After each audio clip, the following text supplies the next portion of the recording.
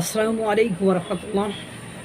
আজকে এক চ্যানেলে নিউজ দেখলাম, ভারত রুগীদের জন্য ভিসা বাড়াচ্ছে, অর্থাৎ আমাদের চিকিৎসা সেবা নেওয়ার জন্য বাংলাদেশ থেকে হিউজ জনগণ ভারতে যাইতো, সেই ভিসার পরিমাণ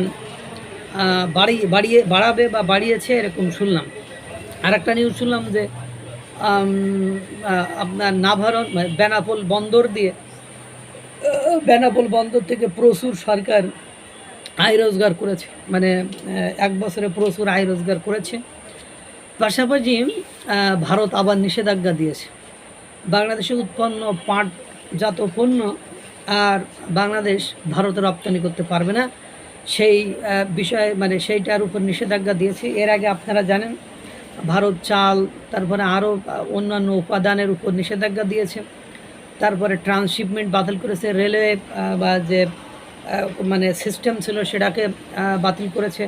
তারপরে এক এক করে বিভিন্ন বাংলাবান্ধা বন্দর সহ বিভিন্ন বন্দরে আপনার মাল আদান প্রদানের উপর নিষেধাজ্ঞা দিয়েছে। তারপরে সে দেশ থেকে আলু পেঁয়াজ সেটা রপ্তানি করা বন্ধ করে দিয়েছে। এ দেশ থেকে অনেক পণ্য তারা কেনে না। তারপরে যে ট্রান্সশিপমেন্ট সুবিধা গ্রহণ করতো সেটা না। চালের দাম আপনারা জানেন কী পরিমাণ বেড়ে গিয়েছিল, ভারত থেকে আমদানি বন্ধ হওয়ার সাথে সাথে চালের পরিমাণ বেড়ে গিয়েছিল, সেটা এখনও বৃদ্ধিমান আছে। এবং চিকিৎসা সেবা সংকুচিত করায় মানুষ, সাধারণ জনগণ অনেক ভোগান্তিতে ভুগছে। আবার নতুন করে এই পাটজাত পণ্য রপ্তানি বন্ধ করে আমদানি বন্ধ করে দিল ভারত। এটার প্রতি একটা প্রভাব পড়বে, কারণ বাংলাদেশের ব্যবসায়ীরা অনেক অংশে ভারতের উপরই নির্ভরশীল, সুতরাং এটা একটা তাদের জন্য বিপদের কারণ হবে।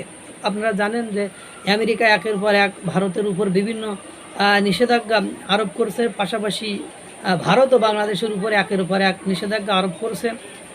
জানেন আপনারা বাংলাদেশের কয়েকজন 4জন না 5জন সন্ত্রাসী ভারতে ধরা খেয়েছে অস্ত্রসহ অপহরণের সময়।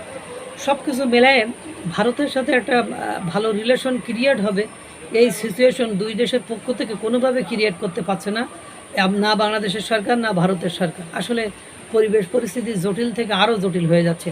আল্লাহ তাআলা সকলকে ভালো রাখুক, সুস্থ রাখুক। আসসালামু আলাইকুম ওয়া রাহমাতুল্লাহ।